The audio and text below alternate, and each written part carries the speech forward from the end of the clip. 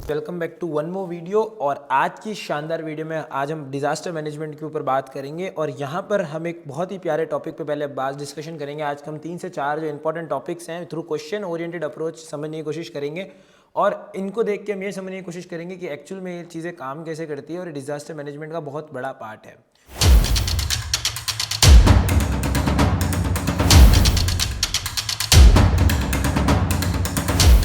अब सबसे पहले यहाँ पर जो पहला क्वेश्चन आता है वो आता है कि वाटर सॉफ्टनिंग पे हम बात करेंगे और वाटर सॉफ्टनिंग के मेथड्स पे हम लोग बात करने वाले हैं। तो जब हम बात करते हैं वाटर सॉफ्टनिंग के बारे में, तो वाटर सॉफ्टनिंग का एक्चुअल में मतलब क्या होता है? अगर हम बेसिक वाटर सॉफ्टनिंग के बारे में बात करें तो ये चीज़ एक्चुअली में होती क्या है? तो वाटर सॉफ्टनिंग में आप ये समझ सकते हो एक तरीके से बेसिकली प्रोसेस है। और इस प्रोसेस में हम लोग क्या करते हैं? इस प्रोसेस में हम कैल्शियम, हम मैग्नीशियम और समटाइम्स आयरन जो होता है, आयरन आयंस होते हैं, उसको वाटर में से रिमूव करते हैं। ठीक है, तो हमारा वाटर सॉफ्टनिंग में क्या खेल रहता है? वाटर सॉफ्टनिंग में हम कैल्शियम, मैग्नीशियम और जो आयरन के आयंस हैं उसको वाटर में से रिमूव करने का बात करते हैं, जो अपना वाटर सॉफ्टनिंग का बेसिक मेथड होता है। ठीक है, ये जो आयंस होते हैं, ये जो भी आयंस इसके अंदर प्रोड्यूस होते हैं, ये जितने भी आयंस होते हैं, ये एक्चुअली में क्या करते हैं? ये जितने भी जो आयंस होते हैं, कैल्शियम आयंस हो गया, मैग्नीशियम आयंस हो गया या आयरन आयंस हो गया, ये वाटर को एक्चुअल में हार्ड बना देते हैं। ये वाटर को हार्ड बनाते हैं, जिसकी वजह से जो दूसरे प्रोडक्ट्स होते हैं वो उस पानी में आराम से डिसॉल्व नहीं होते। ठीक है, और ये अपन कैसे अचीव कर सकते हैं? वाटर सॉफ्टनिंग कैसे कर सकते हैं? वाटर सॉफ्टनिंग करने के लिए हम कुछ केमिकल्स को यूज़ करते हैं। वाटर सॉफ्टनिंग के लिए हम कुछ केमिकल्स का यहाँ पर यूज़ करते हैं। और ये जो केमिकल्स होते हैं ये क्या करते हैं? ये जो केमिकल्स होते हैं ये इनसॉल्युबल प्रेसिपिटेट बनाते हैं। ठीक है, कैसे? बाय, आप ये समझ सकते हो ये इनसॉल्युबल प्रेसिपिटेट बनाते हैं। और तो और हम इसको कैसे कर सकते हैं वाटर सॉफ्टनिंग को? और हम कर सकते हैं by using ion exchange method. तो कैसे प्रोसेस हो सकता है? पहले तो वाटर सॉफ्टनिंग क्या हम समझे। वाटर सॉफ्टनिंग मतलब होता है कि ये एक ऐसा प्रोसेस है जिसमें हम क्या करते हैं? कैल्शियम, मैग्नीशियम और आयरन आयंस को वाटर में से हटा रहे हैं, यानी हार्ड वाटर को सॉफ्ट वाटर में कन्वर्ट कर रहे हैं। और ये जो कन्वर्जन हो रहा है, हार्ड से सॉफ्ट का जो कन्वर्जन हो रहा है, ये बेसिकली जो होता है इसको आप दो तरीके से कर सकते हो। पहला आपके पास एक मेथड होता है केमिकल मेथड, जिसमें हम कुछ केमिकल्स को यूज़ करते हैं जो कि इनसॉल्युबल प्रेसिपिटेट बना देता है। और नेक्स्ट जो हमारा मेथड होता है वो होता है आयन एक्सचेंज। इनको यूज़ करके हम वाटर सॉफ्टनिंग को अचीव करते हैं, अगर हम बेसिक तरीके से इसमें बात करें। ठीक है, और ये जो हमने अभी बात करी कि भाई इस तरीके से अपन करते हैं, इसमें कुछ नेचुरल तरीके भी होते हैं, कुछ नेचुरल वेज भी है जिससे आप वाटर सॉफ्टनिंग अचीव कर सकते हो, जिसके अंदर आता है बॉइलिंग एंड कूलिंग। ये एक मेथड है। बॉइलिंग और कूलिंग से भी आप ये अचीव कर सकते हो। बेकिंग सोडा का भी आप यूज़ कर सकते हो बहुत ही अच्छी तरीके से, अगर आपको इसको अचीव करना है तो।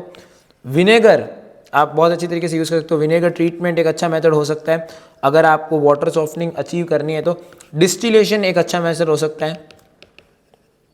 तो ये कुछ तरीके हैं जिससे आप वाटर सॉफ्टनिंग को अचीव कर सकते हो। ठीक है, जो मैंने आपको बताया वाटर का बात समझ गए, वाटर सॉफ्टनिंग क्या है। तो हम बेसिकली हार्ड वाटर को सॉफ्ट में कन्वर्ट कर रहे हैं, जिसके अंदर हम कैल्शियम, मैग्नीशियम और कई बार आयरन आयंस को भी हम रिमूव करते हैं पानी में से।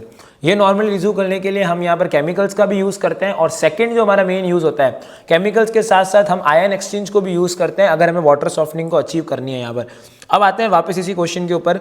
तो यहाँ पर लिखा हुआ है कि भाई मेथड्स का होता है। सबसे पहले यहाँ पर अपन ने आयरन एक्सचेंज के बारे में तो बात कर ही ली। आयन एक्सचेंज के बारे में हमने ऑलरेडी डिस्कस कर लिया है।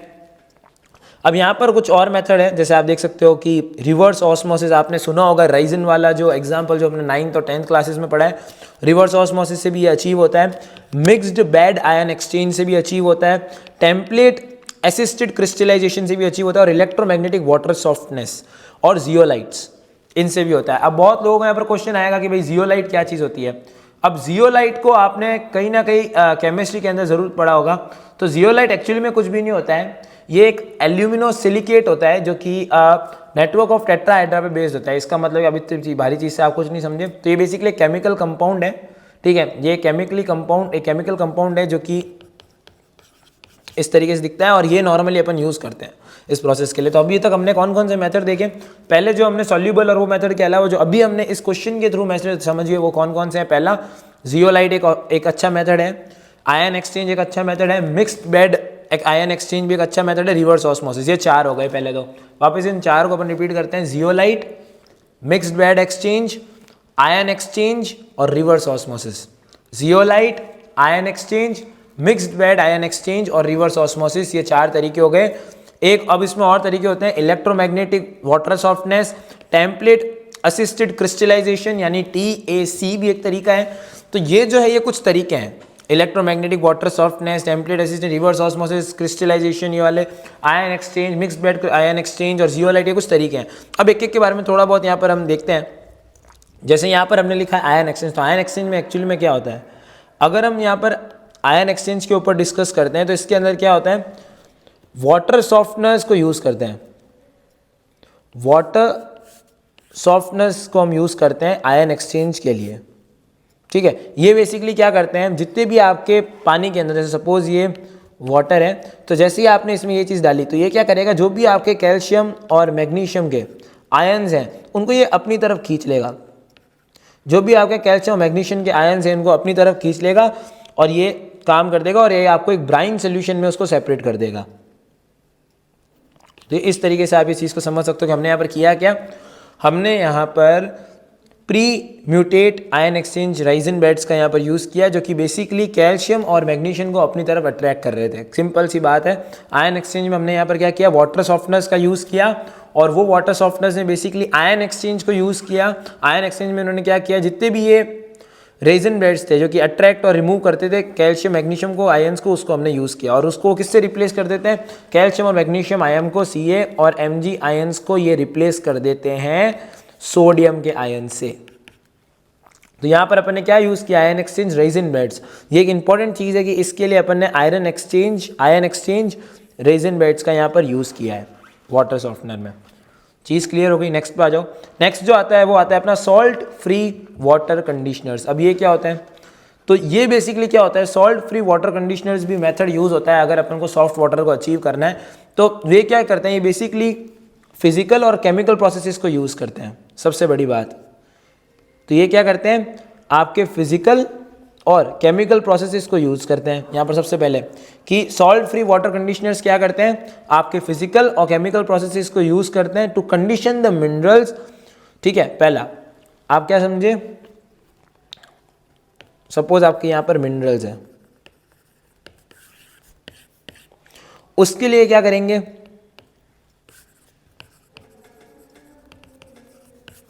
फिजिकल और कंडीशनल, सॉरी फिजिकल और केमिकल प्रोसेसेस।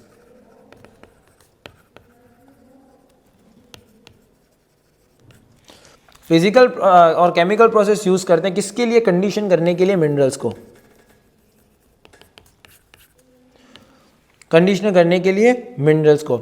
और ये जो मेथड होता है बहुत ज़्यादा एनवायरमेंटल फ्रेंडली होता है बट ज़्यादा इफेक्टिव नहीं होता। ठीक है, आप क्या समझे कि ये जो होता है ये एनवायरमेंटल फ्रेंडली तो होता है,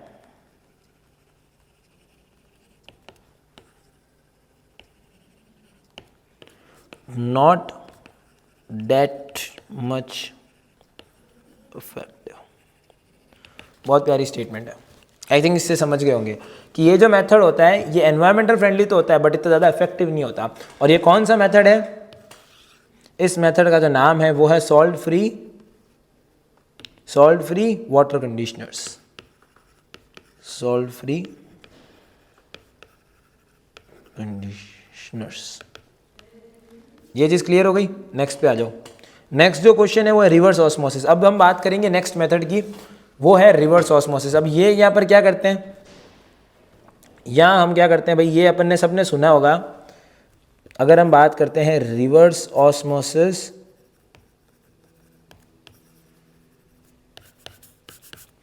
तो ऑस्मोसिस टर्म सबको फ्रेंडली होगी। ऑस्मोसिस सबको पता होगा कि ऑस्मोसिस एक्चुअली में क्या होता है, और ये अपन ने केमिस्ट्री के अंदर पहले भी पढ़ी हुई है। तो यहाँ पर हम क्या करते हैं, मूवमेंट ऑफ सॉल्वेंट, ये सॉल्वेंट होते हैं और सॉल्वेंट्स को हम मूव करवाते हैं through a semi permeable membrane. Semi permeable membrane थोड़ा क्लियर लिख देता हूँ नहीं तो आपको कुछ समझ में नहीं आएगा। Semi permeable membrane. Semi permeable membrane के थ्रू हम क्या करते हैं, यहाँ पर सॉल्वेंट्स का मूव करवाते हैं from a region of from region of lower concentration to higher concentration. कहाँ से कहाँ तक, कहाँ से कहाँ तक, from region of higher concentration, sorry lower concentration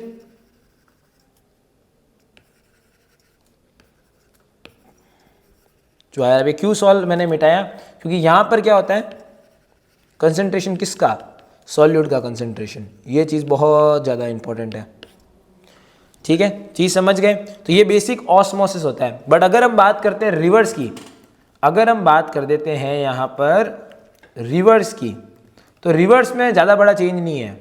reverse के अंदर सिर्फ एक छोटा सा चेंज है, ठीक है। रिवर्स में हम यहाँ पर क्या कर रहे हैं, देखो नॉर्मली ये जो रिवर्स वाला है ना, ये तो वाटर प्योरिफिकेशन के लिए काम आता है। यहाँ तक आपने देख लिया होगा ऑस्मोसिस के बारे में कि ऑस्मोसिस कैसे काम करता है। अब हम देखेंगे रिवर्स ऑस्मोसिस। तो रिवर्स ऑस्मोसिस में क्या होता है, यहाँ पर जो अनवांटेड पार्टिकल्स होते हैं वाटर में, अनवांटेड पार्टिकल्स होते हैं, ठीक है, या आप ये मान सकते हो जो लार्ज पार्टिकल्स होते हैं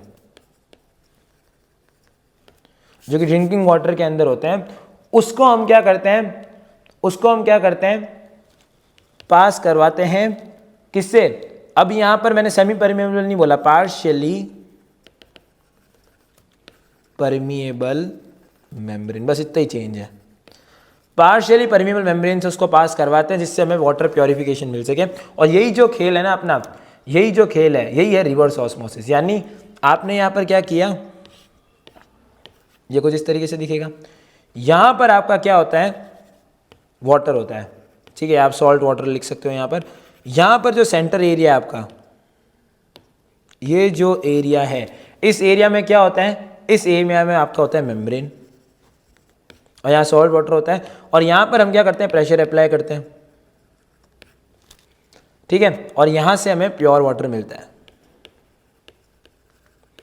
ये बेसिकली आपका आरओ है, यानी रिवर्स ऑस्मोसिस है। यही बेसिक सा मैंने आपको कंसेप्ट बता दिया रिवर्स का। अब आगे आ जाते हैं लाइम सॉफ्टनिंग। अब ये लाइम सॉफ्टनिंग के बारे में भी आपने सुना होगा। लाइम सॉफ्टनिंग क्या होती है, तो अपन देखते हैं। तो अगर हम बात करते हैं लाइम सॉफ्टनिंग की, तो ये पहले तो ये भी बता देते हैं कि भाई ये लाइम को यूज करते हैं, ठीक है, which reacts with the calcium and magnesium to form the insoluble precipitation. वही प्रेसिपिटेशन वाला तरीका है, बट लाइम में हो क्या रहा है आप ध्यान रखो।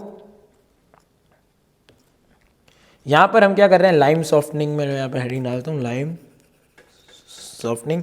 यहां पर हम क्या कर रहे हैं, बेसिकली लाइम में हमारे जो भी कैल्शियम, मैग्नीशियम, आयरन आयंस हैं उसको पास कर रहे हैं, और ये हमें क्या दे देता है, प्रेसिपिटेट। बहुत सिंपल सा मेथड है, यही है लाइम सॉफ्टनिंग का मेथड, ठीक है, यही वाटर, यही काम आता है एक्चुअल में, ठीक है। अब आता है डिस्टिलेशन। डिस्टिलेशन में क्या करते हैं भाई, हम हीट करते हैं वाटर को, जिससे वो स्टीम में कन्वर्ट हो जाए, फिर उसको वापस पानी में कंडेंस करते हैं, जिससे इम्प्योरिटीज रिमूव हो जाती है, इंक्लूडिंग दी जो हार्डनेस होती है। तो ये भी एक तरीका हो सकता है, बचपन में अपने बहुत यूज़ किया डिस्टिलेशन, ठीक है। तो ये कुछ तरीके थे। अब यहाँ पर नेक्स्ट जो अपना मेन मेजर पॉइंट आता है जिसके ऊपर हमें बात करनी भी चाहिए, वो मेथड है iron removable from water for small. अगर हमारे पास क्या है कि अगर हमें पानी में से आयरन को रिमूव करना है तो हम क्या करेंगे, ठीक है। तो यहाँ पर आयरन बेसिकली हम यहाँ पर ये देखेंगे कि आयरन रिमूवल की अब अपने पास क्या क्या स्ट्रेटजीज हैं। और बट सबसे पहले हमें ये जानना है कि ज़रूरी क्यों है, ठीक है। यहाँ पर हमें ज़रूरी क्यों है और हमें क्यों करना है, और कौन सा ऐसा केमिकल है जो कि रिमूव कर देगा।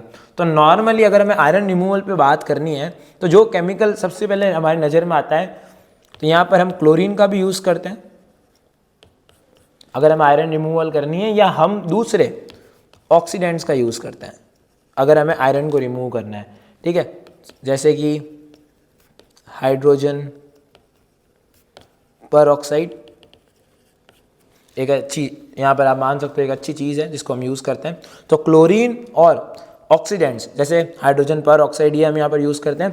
तो आयरन जो होता है पानी में, ये नॉट ओनली उसके टेस्ट को अफेक्ट करता है, बट ऑल्सो ये हमें प्रॉब्लम्स दे सकता है, जैसे staining, discoloration and potential health issues. ये हमें और भी ज़्यादा हेल्थ इश्यूज दे सकते हैं। अगर हम कुछ हेल्थ इश्यूज की बात करें जो हमें आयरन दे सकता है, जो अगर पानी में आयरन हो तो हमें वो क्या हेल्थ इश्यूज दे सकता है, ये हम देखते हैं। तो अगर नॉर्मली आयरन नॉर्मल क्वांटिटी में हो तो कोई प्रॉब्लम नहीं है, ठीक है।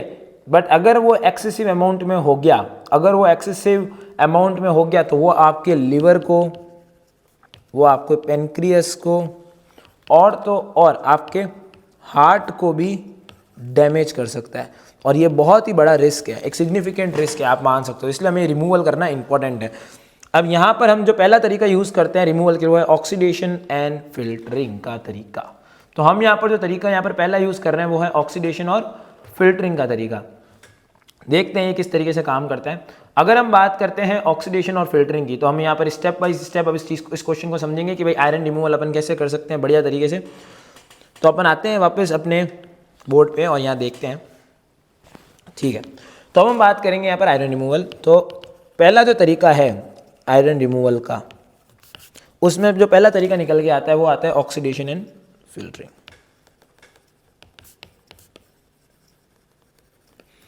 अब इससे क्या ही समझ में आएगा इस दो वर्ड से, ठीक है। अगर ऐसे ही नॉर्मल वे में अगर मैं बात करता हूँ तो यहाँ पर हम बेसिकली क्या करते हैं, यहाँ पर हम क्या करते हैं ऑक्सीडाइजिंग एजेंट्स का यूज़ करते हैं, ठीक है। जो डिजॉल्व आयरन होता है, जो यहाँ पर डिजॉल्व आयरन होता है, इसको हम ऑक्सीडाइज करने की कोशिश करते हैं। जो भी डिजॉल्व आयरन होता है उसको ऑक्सीडाइज करते हैं और इसको किस में हम कन्वर्ट करना चाहते हैं, हम इसको किस में कन्वर्ट करते हैं, ऑक्सीडाइज करने के बाद हम इसको कन्वर्ट कर देते हैं फेरस आयन में। इतनी चीज़ आपको आई थिंक समझ में आ गई होगी, ठीक है। हम इसको ऑक्सीडाइज करके कन्वर्ट कर देते हैं फेरस आयन में और देन ये फेरस आयन जो होता है इसको हम कन्वर्ट कर देते हैं फेरिक आयन में। बहुत ही सिंपल तरीका है, which can be filtered out using through sand paper, ठीक है। थ्रू सैंड पेपर के और इसके थ्रू आप फिल्टर आउट कर सकते हो। फिर इसको अपन क्या कर देते हैं, फिल्टर कर लेते हैं। तो आई थिंक ये तरीका आप समझ गए। तो हमने सबसे पहले यहाँ पर क्या किया, डिजॉल्व आयरन को ऑक्सीडाइज किया, देन उस डिजॉल्व आयरन को कन्वर्ट करा फेरस आयन में और उस फेरस आयन को हमने कन्वर्ट करा फेरिक आयन में और फिर उसको हमने फिल्टर आउट कर लिया। बहुत ही सिंपल तरीका यही है ऑक्सीडेशन एंड फिल्टरिंग। पहले जो डिजॉल्व आयरन है उसको ऑक्सीडाइज करो, फिर उसको फेरस आयन में कन्वर्ट करो, देन उसको फेरिक आयन में कन्वर्ट करो, फिर उसको फिल्टर कर लो, ठीक है। नेक्स्ट जो तरीका आता है हमारे पास, वो बहुत पॉपुलर तरीका है अगेन, उसका नाम है ग्रीन सैंड फिल्ट्रेशन। आओ लगे यार ये क्या चीज़ हो गई, हम नहीं, ऑक्सीडाइजिंग एंड फिल्ट्रेशन तो समझ में आ गया, बट ग्रीन सैंड फिल्ट्रेशन क्या होता है। तो यहाँ पर हम क्या करते हैं, अगर हमें आयरन है हमारे पास और आयरन दो हिस्सों में है, यानी एक आपके पास सॉल्यूबल हिस्सा भी है, ठीक है, सॉल्यूबल भी है, और एक आपके पास इनसॉल्यूबल भी है, तो ये इन दोनों को रिमूव कर देगा ये तरीका ग्रीन सैंड फिल्ट्रेशन, ठीक है। ये दोनों को रिमूव कर देगा। और ये कैसे होता है, ये कैसे करते हैं, ठीक है। और सबसे पहले बात, पहले तो हम ये करेंगे, उसके बाद ये हम सेगमेंट किससे करेंगे, ये यहाँ पर इसमें हम यूज़ करेंगे कुछ चीज़ें, जैसे कि हम यहाँ पर पहली चीज़ जिसका हम यूज़ करेंगे वो है पोटेशियम परमैंगनेट, ठीक है। पोटेशियम परमैंगनेट यहाँ पर यूज़ होगा और क्लोरीन यूज़ होगा। बट सबसे बड़ी यहाँ पर बात क्या है ना कि ये सारा जब प्रोसेस कंप्लीट हो जाएगा ग्रीन सैंड फिल्ट्रेशन का, तब आपकी जो वाटर की इफेक्टिवनेस है विल ऑल्सो बी मेंटेन, यानी आपकी इफेक्टिवनेस भी मेंटेन रहेगी। आई थिंक आप ये चीज़ समझ गए होंगे कि इफेक्टिवनेस भी मेंटेन रहेगी। अब जो नेक्स्ट तरीका आता है वो है वाटर सॉफ्टनर्स का भी आप यूज़ कर सकते हो। अभी हाल ही में अपन ऊपर देखा ही था, वाटर सॉफ्टनर्स का आप यूज़ करो, बहुत ही बिंदास तरीके से आप वाटर सॉफ्टनर्स का यूज़ कर सकते हो, जिसके अंदर अभी अपन ऊपर जिसका एग्जांपल देखा था जो कि था रेजिन बेड्स, यहाँ पर आप यूज़ कर सकते हो। अगर आपके पास आयरन कम अमाउंट में हो या लेस अमाउंट में हो तो आप ये भी यूज़ कर सकते हो, ठीक है। ये भी आपके लिए काम कर देगा। और मेनली जब आपके पास फेरस फॉर्म हो तो आपके लिए ये गोल्ड माइन है, आराम से यूज़ कर सकते हो। अब एक होता है कैटालिटिक फिल्टरिंग, यानी हम कैटलिस्ट को यूज़ करके भी काम कर सकते हैं, कैटालिटिक कार्बन फिल्टर्स को यूज़ कर सकते हैं। तो कैटालिटिक फिल्ट्रेशन की अगर मैं बात करूं तो यहां पर अब हम क्या करते हैं, कैटालिटिक फिल्ट्रेशन में हम यूज़ करते हैं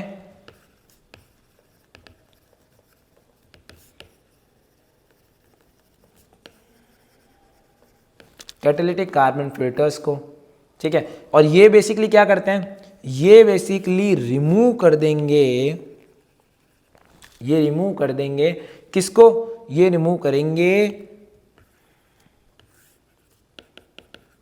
आयरन मैंगनीज, यानी मैग्नीज को ये यूज़ कर देंगे, रिमूव कर देंगे। तो ये कार्बन कैटालिटिक जो फिल्टर्स है वो ये काम करते हैं। These filters can operate without the need for any chemical segmentation, यानी बिना किसी केमिकल सेगमेंटेशन के ये ऑपरेट कर सकते हैं, यानी no need of chemical segmentation, कोई ज़रूरत नहीं है। ऊपर ज़रूरत थी जब हमने पोटेशियम पर मैग्नेट वगैरह की बात की तो ये ज़रूरत था, ये हमें यूज़ करना पड़ेगा, बट यहाँ पर हमें इसकी कोई ज़रूरत नहीं है। तो ये कुछ तरीके थे जो अपन ने यहाँ पर देख लिए, ठीक है। कि बट एक चीज़ ध्यान रखना कि आप कोई भी फिल्ट्रेशन का मेथड लगाओ या कोई भी तरीका यहाँ पर आप लगाओ, ठीक है, पहले आपको क्या करना पड़ेगा, कुछ डूज हैं जो आपको पहले करने पड़ेंगे। और इस डू में जो सबसे इंपॉर्टेंट चीज़ है वो ये है वाटर का एनालिसिस। आपको वाटर का एनालिसिस एकदम ढंग से करना है और उसकी हार्डनेस का जो एनालिसिस है वो भी आपको करना है, और अमाउंट आपको पता होना चाहिए कितना है जो आपको रिमूव करना है, उसके बेसिस पे आपकी चीज़ होगी। कंसंट्रेशन, कि उसका क्या कंसंट्रेशन है, ये भी बहुत इंपॉर्टेंट चीज़ है। अगर आप रिमूवल टेक्निक्स के ऊपर जा रहे हो कि भाई कंसंट्रेशन ऑफ आयरन कितना है, जो कि मैंने अभी ऊपर बता ही दिया आपको, ये कुछ चीज़ें हैं जिसके बारे में आपको जानना पड़ेगा, ठीक है। तब आप आसानी से इस काम पे लग सकते हो और इसको सक्सेसफुली कंप्लीट कर सकते हो। तो हमने यहाँ पर अभी आयरन में सबसे पहला तरीका कौन सा देखा, सबसे पहले हमने यहाँ पर तरीका देखा आयरन रिमूवल के लिए ऑक्सीडाइजेशन एंड फिल्टरिंग, जिसमें हमने ऑक्सीडाइज कर दिया आयरन को फेरस फॉर्म में, फिर उसको फेरिक फॉर्म में कन्वर्ट कर दिया, फिल्टर कर लिया।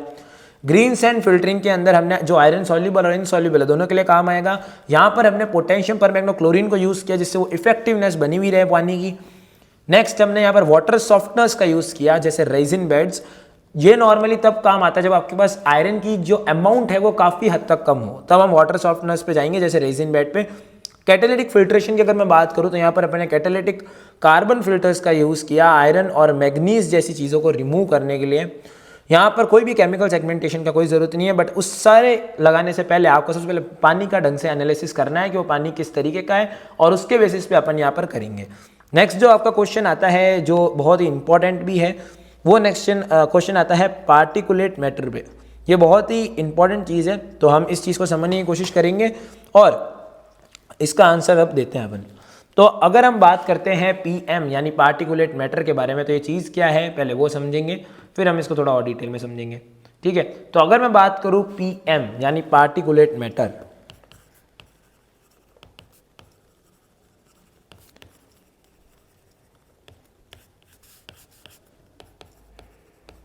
अगर मैं पीएम के बारे में बात करूं तो ये किससे बना हुआ था सबसे पहले, तो कोई भी पीएम है पार्टिकुलेट मैटर है, दो चीज़ों से बना हुआ होगा। पहला सॉलिड मैटर, जिसको एक्चुअली में पार्टिकल्स होना चाहिए, सॉलिड पार्टिकल्स, और लिक्विड ड्रॉपलेट्स।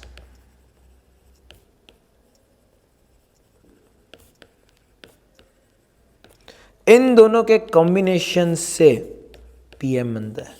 सबसे पहले चीज़ तो ये चीज़ समझ लेना, ये बहुत ही इजी डेफिनेशन है कि सॉलिड पार्टिकल्स और लिक्विड ड्रॉपलेट्स जो कि एयर में प्रोड्यूस है या एयर में है, उससे पार्टिकुलेट मैटर बनता है। सबसे पहली बात तो ये हो गई, ठीक है। अब आते हैं नेक्स्ट, ठीक है, ये चीज़ अब आपको समझ में आ गई। अब ये जो आपका सॉलिड पार्टिकल्स हैं, ये जो आपके सॉलिड पार्टिकल्स हैं, इनमें क्या क्या चीज़ें आ सकती है भाई, इनमें क्या क्या चीज़ें आ सकती है, तो इनमें क्या क्या आ सकता है वो मैं आपको बता सकता हूँ। सबसे पहली चीज़ जो इनमें आ सकती है या आती भी है वो है डस्ट, डर्ट भी आप कह सकते हो, ठीक है, स्मोक भी आ सकती है, ये सारी जो चीज़ें हैं वो सारी इसमें आती है, ठीक है। सूट ये भी इसमें आता है। तो ये सारी चीज़ें सॉलिड पार्टिकल्स के अंदर आ सकती है। दीज पार्टिकल्स जो होते हैं ये बहुत सारी अलग अलग जगहों से आते हैं, बट ये बहुत ज़्यादा स्मॉल होते हैं। इन पार्टिकल्स की खासियत क्या है? दे आर वेरी स्मॉल, ठीक है, that they can be inhaled, यानी आप इनको सांस के साथ अपने अंदर भी ले सकते हो, जो कि बहुत ज़्यादा हार्मफुल हो सकता है आपके लिए। अब इसके कुछ सोर्सेज होते हैं भाई, पार्टिकुलेट मैटर के भी तो कई से सोर्सेज होंगे। कहाँ से आएगा ये? पीएम आता कहाँ से है? तो ये जो पार्टिकुलेट मैटर है इसका जो पहला सोर्स है वो है कंबशन प्रोसेस।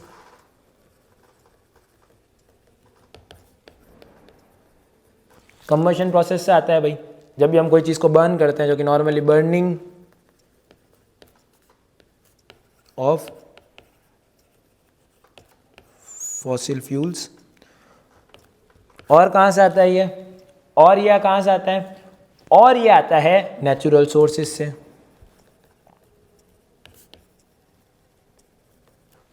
ठीक है। और कंस्ट्रक्शन या कंस्ट्रक्शन हो रहा है डिमोलिशन एक्टिविटीज, यहां से ही आता है। और ये कहां से आता है? एग्रीकल्चरल प्रैक्टिसेस से,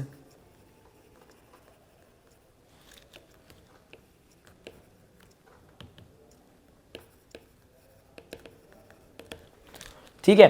अब सबसे पहली बात, जितनी इसकी साइज होगी, जितना छोटा ये होगा उतना डीप ये पेनिट्रेट कर सकता है, ठीक है। जितना ज़्यादा ये छोटा होगा उतना ज़्यादा ये पेनिट्रेट कर सकता है। और ये बहुत ही बेसिक सी बात है अगर हम पार्टिकुलेट मैटर के बारे में बात करते हैं तो। हेल्थ इम्पैक्ट क्या है? तो इससे सबसे बड़ी जो प्रॉब्लम आएगी, या जो भी सबसे बड़ा आप ये मान सकते हो, जो भी सबसे बड़ा हेल्थ इशू है जो कि इससे होगा, वो होगा रेस्पिरेटरी डिजीजेस का। ये सबसे बड़ा हेल्थ इशू है, ठीक है, जो कि आपको एस्थमा, इसको एज़मा बोलते हैं, या ब्रोंकाइटिस, ये कुछ बीमारियां हैं जो कि हो सकती है। इसलिए आपको ये चीज़ दिमाग में रखनी है कि भाई कभी भी ऐसी कोई चीज़ होती है तो यानी पॉल्यूशन वाले एरिया तो वहाँ जाना अवॉइड करो। जैसे दिल्ली के अंदर जो एयर क्वालिटी इंडेक्स है वो काफ़ी ख़राब है। अगर हम पॉल्यूशन की बात करें तो ये हमेशा डिपेंड करता है एक टर्म पे जिसको हम कहते हैं एयर क्वालिटी इंडेक्स पे। तो ये है पीएम यानी पार्टिकुलेट मैटर के बारे में, ठीक है। अब जो आपका नेक्स्ट यहाँ पर पॉइंट आ रहा है, जिसपे रिक्वेस्ट आई है क्वेश्चन पे, वो है मैन मेड डिजास्टर। अब हम बात करेंगे फिर मैन मेड डिजास्टर। पहले तो ये बताओ डिजास्टर क्या होता है? डिजास्टर का मतलब क्या होता है? सबसे बड़ी यहाँ पर सबसे प्यारा क्वेश्चन है कि डिजास्टर क्या होता है। बहुत लोगों को ये नहीं पता कि डिजास्टर खुद क्या होता है, और वो पढ़ने चले डिजास्टर मैनेजमेंट। तो डिजास्टर क्या होता है? डिजास्टर, अगर हम बात करते हैं बहुत ही सिंपल टर्म में, और गूगल की डेफिनेशन हम उठाते हैं डिजास्टर की, तो डिजास्टर क्या है? एक सडन एक्सीडेंट। कोई सडन एक्सीडेंट हो सकता है, या क्या हो सकता है? Natural catastrophe. सडन एक्सीडेंट या नेचुरल कैटास्ट्रॉफी, जो कि क्या दे हमें? पहला, ग्रेट डैमेज। दूसरा, और हमें क्या दे? Loss of life. वो होता है आपका डिजास्टर। यानी कोई सडन एक्सीडेंट हो, या कोई नेचुरल कैटास्ट्रॉफी, या नेचुरल कोई ऐसा इवेंट हो गया जिससे बहुत ज़्यादा लाइफ चली गई, जैसे कोरोना वायरस आ गया। हालांकि वो, अब मैं कुछ कहना नहीं चाहता उस बात पे कि चाइना वालों ने क्या किया, बट है यही एक चीज़ है, ठीक है। तो इस तरीके से आप इस चीज़ को समझ सकते हो। क्लियर?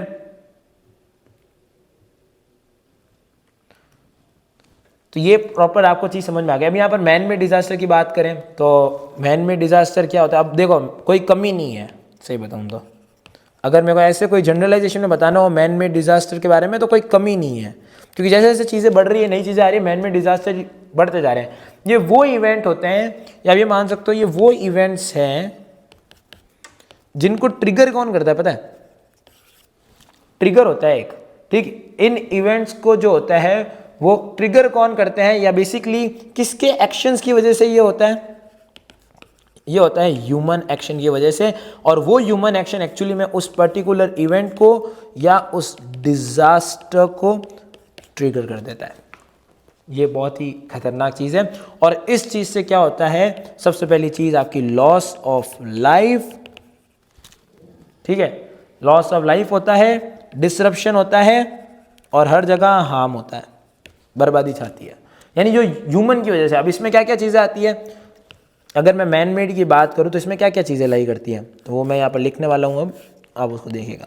पहली जो चीज़ है वो है इंडस्ट्रियल एक्सीडेंट्स। होता है इंडस्ट्रीज़ में गैस ब्लास्ट हो गया, गैस प्लांट उड़ गया, इंडस्ट्रियल एक्सीडेंट्स होते हैं।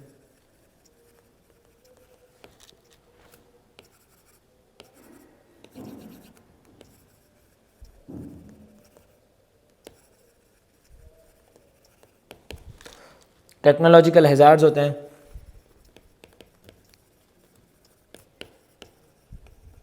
ये वो सारी मूर्खता है जिसकी वजह से सारी चीज़ें होती है।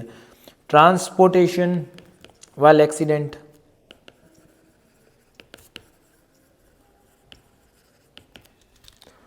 स्ट्रक्चरल फेलियर्स, कोई ब्रिज बनाया, कमज़ोर माल यूज़ कर लिया, बाकी पैसे खा गए, तो वो जो एक्सीडेंट हो गया वो भी इसके अंदर ही आएगा। एनवायरमेंटल पोल्यूशन,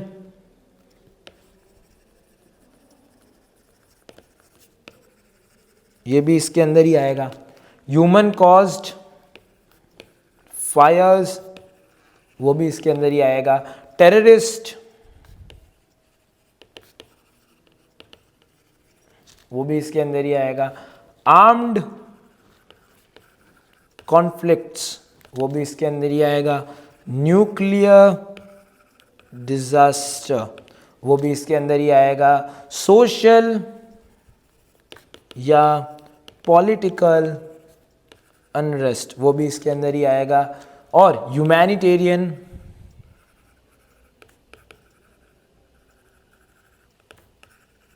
क्राइसिस, वो भी इसके अंदर ही आएगा। तो ये सारे वो चीजें हैं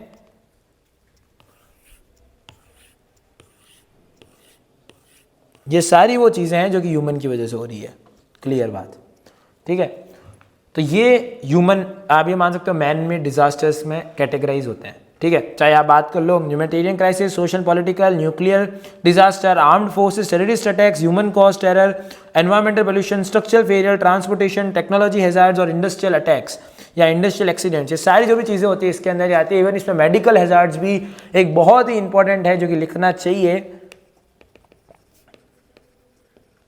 क्योंकि नॉर्मली मेडिकल हैजार्ड्स के भी इवेंट हो रहे हैं, ठीक है। अब नेक्स्ट जो चीज़ आती है वो आती है सॉलिड वेस्ट मैनेजमेंट की। भाई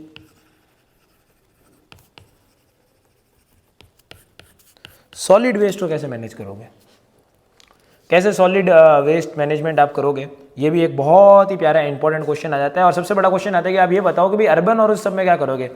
तो यहाँ पर जब हम वेस्ट डिस्पोजल की बात करते हैं तो पहले तो बात करते हैं कि भाई वेस्ट होता क्या है,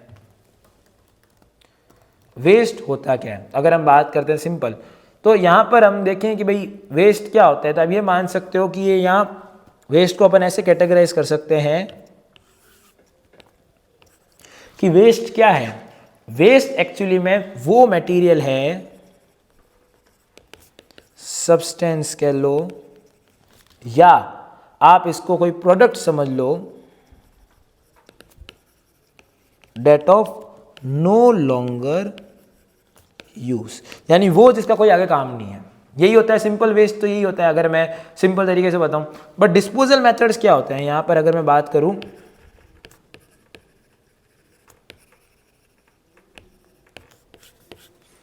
डिस्पोजल मेथड्स की अगर मैं बात करूं तो डिस्पोजल मेथड्स में हम किसको कैटेगराइज करेंगे। तो जब हम डिस्पोजल मेथड्स का बारे में बात करते हैं तो यहां पर रूरल का अलग तरीका है, अर्बन का अलग तरीका है। वेस्ट को डिस्पोज कैसे करना है, रूरल का अलग है, अर्बन का अलग है। जहां पॉपुलेशन ज़्यादा है, जहां डेंसिटी ज़्यादा है, वहां इंफ्रास्ट्रक्चर ज़्यादा है, वहां रिसोर्सेज ज़्यादा है, उसके बेसिस पे चीज़ें होती है। तो ये किसके बेसिस पे होता है, बेसिस क्या है इसका सेपरेशन का, ये बेसिस है सबसे पहला पॉपुलेशन का, ये बेसिस है रिसोर्सेज का, ठीक है। ये बेसिस है डेंसिटी का, कितने मात्रा में है, और ये बेसिस है वहां के इंफ्रास्ट्रक्चर का। उसके बेसिस पे हम रूरल और अर्बन दो में यहाँ पर सेपरेशन करके बैठे हैं। चीज़ क्लियर है, चीज़ समझ में आ गई। अब अगर हम बात करते हैं अर्बन एरिया की, तो अर्बन एरिया में क्या क्या तरीके हैं जिससे हम वेस्ट मैनेजमेंट कर सकते हैं। अगर हम बात करते हैं बहुत ही बेसिक तरीका, अगर मैं अर्बन एरियाज के वेस्ट मैनेजमेंट की बात करूं तो वो आप कैसे अचीव कर सकते हो। अगर मैं ये बात करूं, पहला इसमें तरीका है लैंडफिल्स। लैंडफिल्स क्या होते हैं? लैंडफिल क्या होते हैं? वो यानी वो वेस्ट जिसको आप रिसाइकल नहीं कर सकते, रीयूज नहीं कर सकते, ठीक है, जिसको आपने बस सेपरेट कर दिया, बस वो पड़ा है सिटी में, ठीक है। तो हम यहाँ पर क्या करते हैं, उसको एक पिट खोलते हैं, यानी एक खड्डा खोद के उसमें ये सारा चीज़ें डंप करके वापस उस पर सॉइल की लेयर लगा देते हैं। यही होता है बेसिक लैंडफिल। नेक्स्ट जो तरीका होता है वो होता है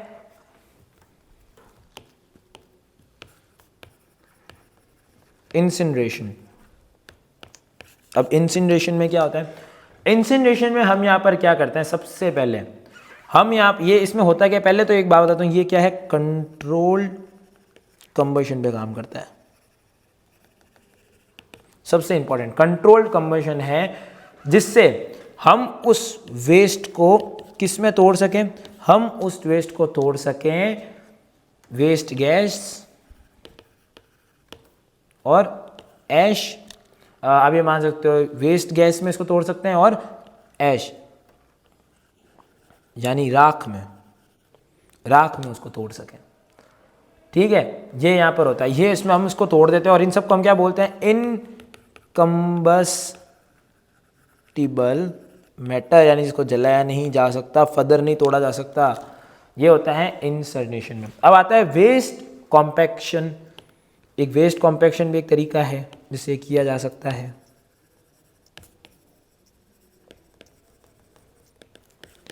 वेस्ट कॉम्पैक्शन में आप क्या पढ़ोगे? वेस्ट कॉम्पैक्शन में बेसिकली क्या होता है, जैसे आपको मैं एक बात बताता हूं, जैसे इसमें आपका अगर आपका वेस्ट सपोज करो कोई कैन है, या आप ये मान सकते हो कोई प्लास्टिक बोतल है,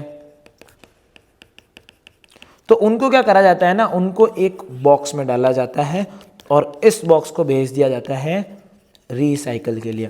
ये भी एक अच्छा तरीका है वेस्ट कॉम्पैक्शन। अब एक और तरीका है जिसको हम कहते हैं बायोगैस जनरेशन।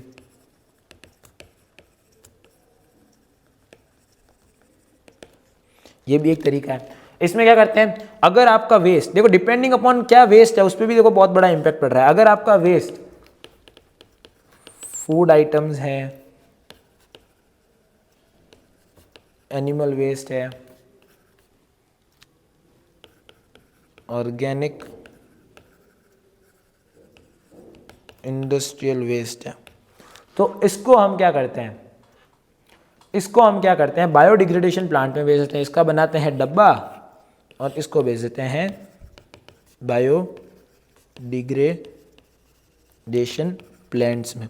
और ये प्लांट क्या करते हैं, ये इनको लेके क्या करते हैं, ये उसको बाय यूजिंग बैक्टीरिया और जो भी चीज़ें हैं, फंजाई और इन जो भी केमिकल्स को यूज़ करके इसको ये कन्वर्ट कर देते हैं बायोगैस के अंदर, जो कि एज अपने लिए काम ही आती है, एज अ फ्यूल काम आती है वो। तो ये पूरा प्रोसेस है अगर हम बायोगैस जनरेशन की बात करते हैं तो। अब और भी यहाँ पर तरीके हैं जो कि मैं बता, जैसे कंपोजिटिंग भी एक तरीका है, एक वर्मी कंपोजिटिंग भी एक तरीका है। ये सब अब अलग अलग तरीके हैं, ये भी तरीके हैं, ठीक है। यहाँ पर हम वॉर्म्स को यूज़ करते हैं डिग्रेडेशन के लिए।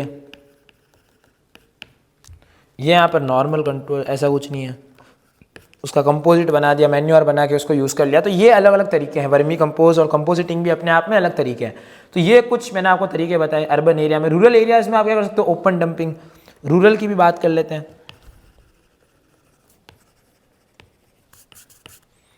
रूरल एरियाज में क्या होता है, पहला होता है ओपन डंपिंग। ओपन डंपिंग आता है, ठीक है, बिना किसी प्रॉपर मेजर के आपने सीधा उसको डंप कर दिया। लैंड एप्लीकेशंस,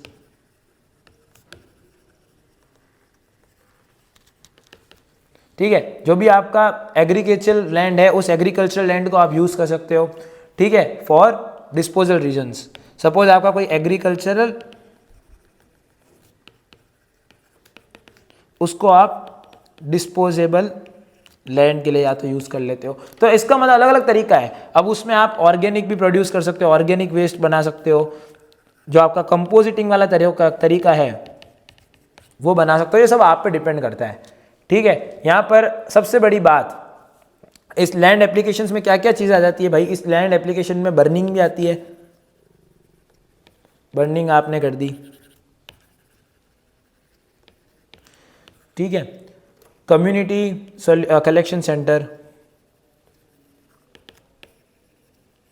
सबका वेस्ट एक जगह पे लेके आ गए, बरिंग आपने कर ली। इससे क्या होता है ना कि फार्मर्स को भी मैन्योर मिल जाता है उनके यूज़ के लिए, और ये लोग करते भी हैं वहाँ पर। तो ये कुछ तरीके हैं अगर हम वहाँ बात करें। अब हम आते हैं हमारे नेक्स्ट टॉपिक जो कि बहुत ही इंपॉर्टेंट है। अगेन ये भी एक बहुत ही बड़ा इंपॉर्टेंस रखता है अगर हम बात करते हैं डिजास्टर मैनेजमेंट सब्जेक्ट की, तो वो है एयर पॉल्यूशन।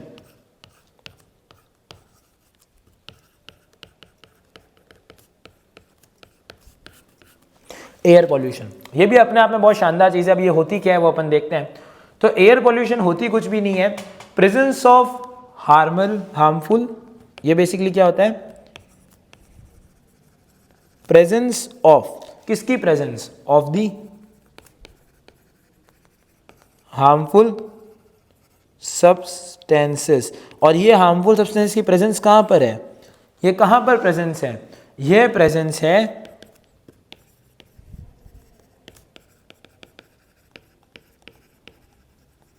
अर्थ एटमॉस्फेयर में, ठीक है। जो कि रिलीज कैसे होती है,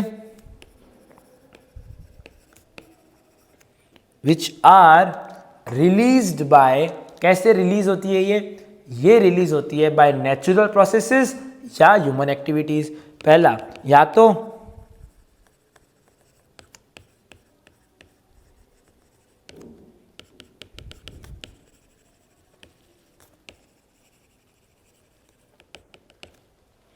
या ह्यूमन एक्टिविटीज, ठीक है। इन कंक्लूजन इट हार्म्स, क्या देता है ये, सबसे पहली बात कि करता क्या है, इसका सबसे नेगेटिव इम्पैक्ट क्या है कि that causes harms to living organisms, ecosystem and the environment. ये क्या करता है, इसके कॉन्स क्या है, इसके होता क्या है। सबसे पहले किस पे तीर मारता है, किसको हार्म करता है, ये सबसे पहले हार्म करता है लिविंग ऑर्गेनिजम्स को,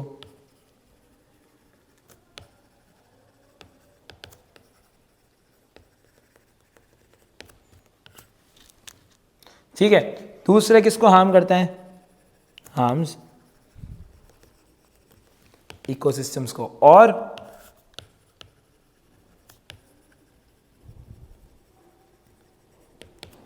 इकोसिस्टम, एनवायरनमेंट और लिविंग ऑर्गेनिजम्स को ये हार्म करता है। अब इसमें जो भी अपन ने अभी तक पढ़ा, इसमें होता क्या है, इसमें क्या क्या होता है, इसमें सबसे पहले आपका होता है पीएम,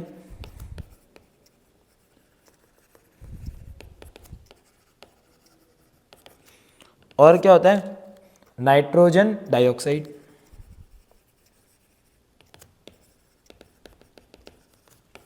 जिसको हम NO2 भी कहते हैं। अब इससे इफेक्ट क्या होता है, इससे होता क्या है, अगर एयर पॉल्यूशन बहुत हद तक बढ़ जाए तो क्या होगा, तो इसके मेजर इफेक्ट्स क्या क्या है वो भी अपन बात करते हैं।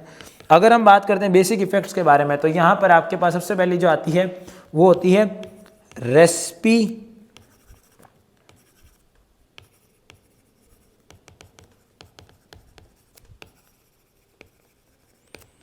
ठीक है, जिसको अपन कार्डियक डिजीजेस भी कहते हैं, वो यहाँ पर एक तो लग जाएगी। दूसरा आपको लंग्स डिजीजेस भी लगेगी। तीसरा आपको कैंसर का रिस्क है। चौथा आपको रिप्रोडक्टिव इश्यूज आएंगे।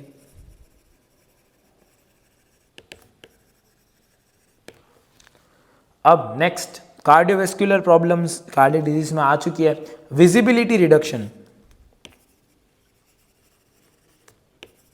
जहां पर ये चीजें होती है वहां आपको ढंग से चीजें दिखेगी नहीं, विजिबिलिटी बहुत यहां पर प्रॉब्लम है। ओजोन डिप्लीशन, जो क्लोरोफ्लोरोकार्बन्स है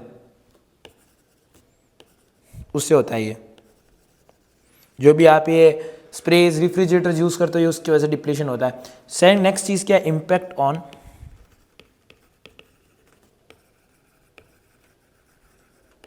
वाइल्ड लाइफ में इम्पैक्ट होगा, इकोसिस्टम डिस्टर्बेंसेस होंगे।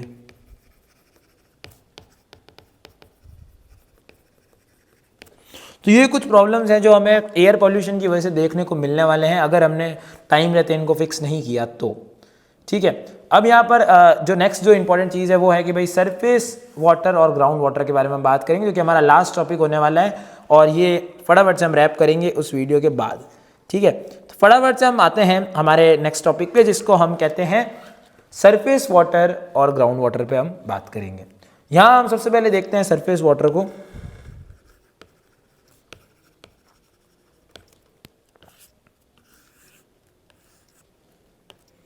सरफेस वाटर में सबसे पहले हम यहाँ पर बात करेंगे कि सरफेस वाटर में एक्चुअली में क्या खेल है, मतलब ये क्या है, इसके बारे में हम थोड़ा सा देखते हैं। तो सरफेस वाटर की अगर अपन बात करें तो यहाँ पर सबसे पहली जो इसकी जो बात है, यानी जिसका पहला कैरेक्टरिस्टिक है वो है easily visible to the observer, कि भाई सरफेस वाटर जो होता है वो क्या होता है, इजीली विजिबल होता है ऑब्जर्वर को, इजीली विजिबल होता है ऑब्जर्वर को। सेकेंड, इसका टेम्परेचर कैसा होता है कि भाई बेस्ड ऑन क्लाइमेट, इसका टेम्परेचर किस पे बेस्ड होता है, क्लाइमेट पे बेस्ड होता है, सनलाइट एक्सपोजर पे बेस्ड होता है, और एटमॉस्फेरिक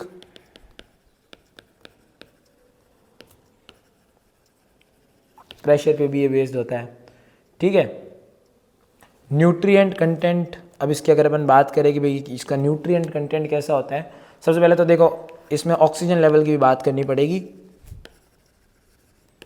ऑक्सीजन लेवल इसका कैसा होता है, तो ये विद टेम्परेचर पे डिपेंड करता है और एटमॉस्फेरिक प्रेशर पे डिपेंड करता है। नेक्स्ट जो चीज़ है न्यूट्रिएंट,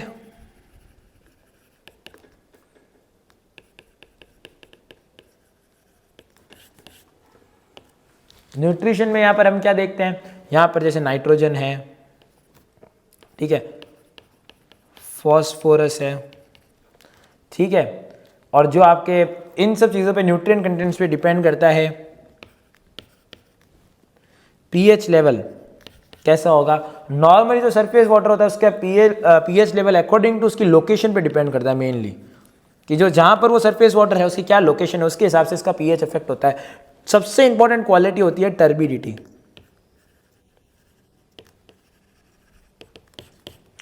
टर्बिडिटी की अगर अपन बात करें तो ये बेसिकली क्या होती है, क्लाउडनेस और लेजीनेस ऑफ वाटर, ठीक है, बाय सस्पेंडेड पार्टिकल्स, यानी जो उसके सस्पेंडेड पार्टिकल्स हैं उस सस्पेंडेड पार्टिकल्स की वजह से जो भी लेजीनेस होती है,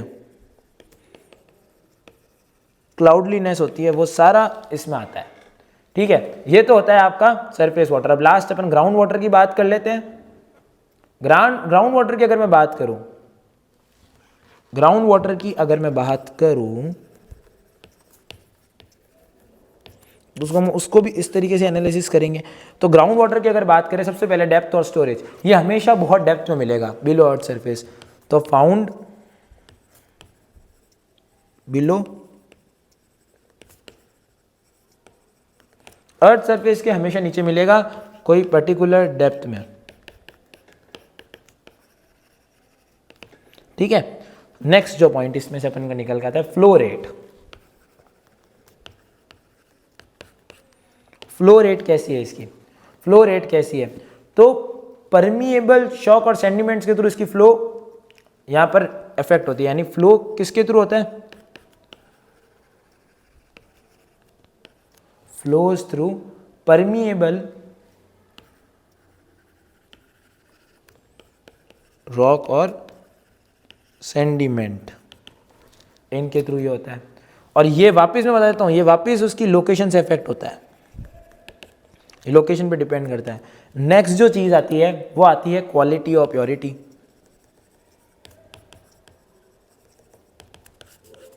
अगर क्वालिटी और प्योरिटी की बात करी जाए तो ये क्लीनर होता है सरफेस वाटर के, सरफेस वाटर से ये ज़्यादा क्लीन होता है, सरफेस वाटर कम होता है क्वालिटी के अंदर।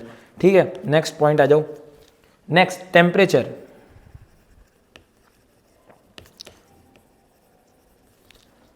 तो टेम्परेचर स्टेबिलिटी की अगर बात करें तो ये मोर स्टेबल होता है अगर हम बात करें देन सरफेस वाटर।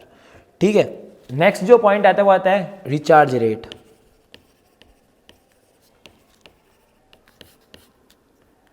तो नॉर्मली रिचार्ज इसका कैसे होता है, यानी ये भरता कैसे है वापस अगर खाली हो जाता है तो ये भरा जाता है नॉर्मली प्रेसिपिटेशन, या तो प्रेसिपिटेशन से या इनफिल्ट्रेशन से, इसके थ्रू ये भरा जाता है normally.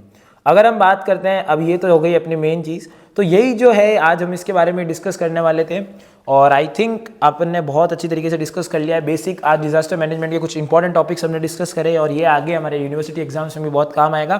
Till then stay watching, stay safe और ऑलवेज बी हैप्पी।